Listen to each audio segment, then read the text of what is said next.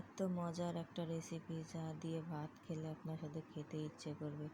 এটা শুধু শুধু খাওয়া যায়, ভাত দিয়ে খেতে ভালো লাগে। আমি তো ভাত দিয়ে খেলাম, আমার কাছে দারুণ লাগলো। সেই স্বাদ আজকে এমন একটা রেসিপি দেখাবো আপনাদের সাথে যা আপনারা আগে কখনো আমার ভিডিওতে দেখেননি। এই যে দেখুন, এর মধ্যে এক বালতি কাঁকড়া কিনে নিয়ে এসছে আপনাদের ভাইয়া। এবার কাঁকড়াগুলো সম্পূর্ণ জ্যান্ত কাঁকড়া, এগুলো ধরে কেটে কেটে রান্না করব।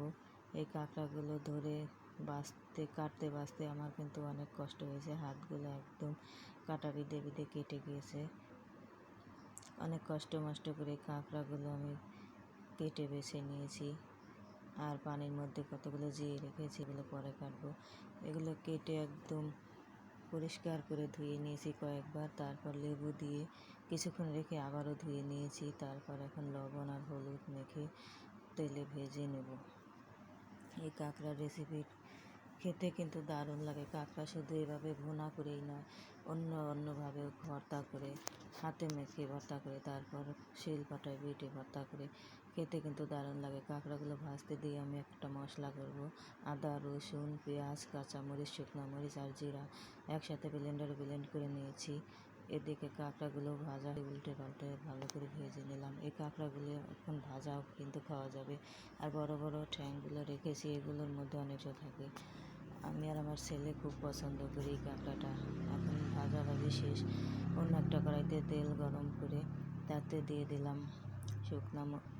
গরম মশলা আর তেজপাতা ফোড়নে দিয়ে দিলাম 2টার মতো রসুনের কুয়া। এগুলো একটু হালকা ভেজে তারপর মশলাগুলো দিয়ে ভালো করে কষিয়ে নিলাম। তারপর দিয়ে দিলাম গুঁড়া মশলা, হলুদ গুঁড়া 1 চামচ আর লবণ স্বাদ মতো দিয়ে ভালো করে কষিয়ে নিলাম। মশলাটা ঢেকে ঢেকে বেশ কতক্ষণ ধরে কষালাম। কষানোর পর দেখুন থেকে কত সুন্দর তেল ছেড়ে দিয়েছে।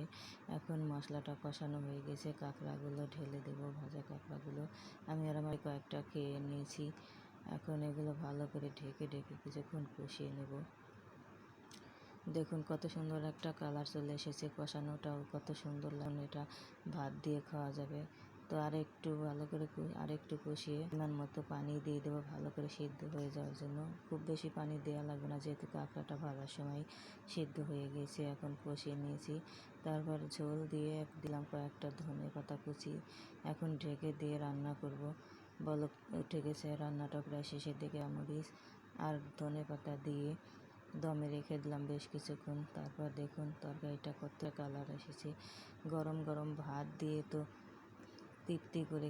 গোশ রান্না করছিলাম, সে গোশ কিন্তু আমি এখন খাবো না। গোশ রেখে এই কাঁকড়াগুলো দিয়েই পেট ভরে মন ভরে ভাত খাবো। আর কাঁকড়ার ঠ্যাংগুলো দেখতে কতটা সুন্দর লাগছে, ঠিক যেন চিংড়ি মাছ ভাজার মতো।